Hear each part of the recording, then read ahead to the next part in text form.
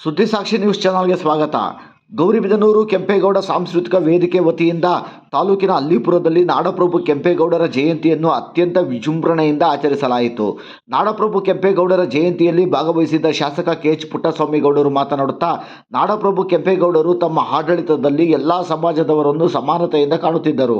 ಕೆರೆಗಳ ನಿರ್ಮಾಣಕ್ಕೆ ಪ್ರಥಮ ಆದ್ಯತೆ ನೀಡುತ್ತಿದ್ದ ಅವರ ಕಾಲದಲ್ಲಿ ಸಾಕಷ್ಟು ಕೆರೆ ಕುಂಟೆಗಳು ನಿರ್ಮಾಣವಾದವು.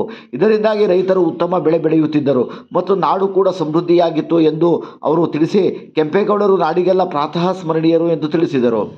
ಕಾರ್ಯಕ್ರಮದಲ್ಲಿ ನಾಡಪ್ರಭು ಅವರ ಪ್ರತಿಮೆಯನ್ನು ಬೆಳ್ಳಿ ರಥದಲ್ಲಿ ಇಟ್ಟು ಸಾಂಸ್ಕೃತಿಕ ಕಲಾ ತಂಡಗಳೊಂದಿಗೆ ಸಂತೆ ಮೈದಾನದಲ್ಲಿ ಪ್ರಾರಂಭವಾಗಿ ಪುಲಗಾನಹಳ್ಳಿಯವರೆಗೂ ಮೆರವಣಿಗೆಯನ್ನು ಮಾಡಲಾಯಿತು.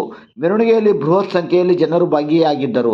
ನಾಡಪ್ರಭು ಕೆಂಪೇಗೌಡರ ಜಯಂತ್ಯೋತ್ಸವದಲ್ಲಿ ಗೌರಿಬಿದನೂರು ಕೆಂಪೇಗೌಡರ ಸಾಂಸ್ಕೃತಿಕ ವೇದಿಕೆ ಅಧ್ಯಕ್ಷ ಜನಾರ್ದನ ಮೂರ್ತಿ, ಕೆಂಪೇಗೌಡ ಯುವ ಸೇನೆ ರಾಜ್ಯಾಧ್ಯಕ್ಷ ಅನಿಲ್ ಗೌಡ, ಮುಖಂಡರಾದ ಕರೀಂ, ಅಶ್ವಥ್ ರೆಡ್ಡಿ, ವೆಂಕಟೇಶ್, ಮಂಜುನಾಥ್, ಹರೀಶ್, ಸುರೇಶ್, ಅಶ್ವಥ್, ಅಶೋಕ್, ಸಮೀರ್, ಅನಿಲ್, ಗೋಪಾಲ, ಗೋವರ್ಧನ್, ಸತೀಶ್, ರಾಹುಲ್ ಹಾಗೂ ಇನ್ನಿತರರು ಕಾರ್ಯಕ್ರಮದಲ್ಲಿ ಭಾಗಿಯಾಗಿದ್ದರು.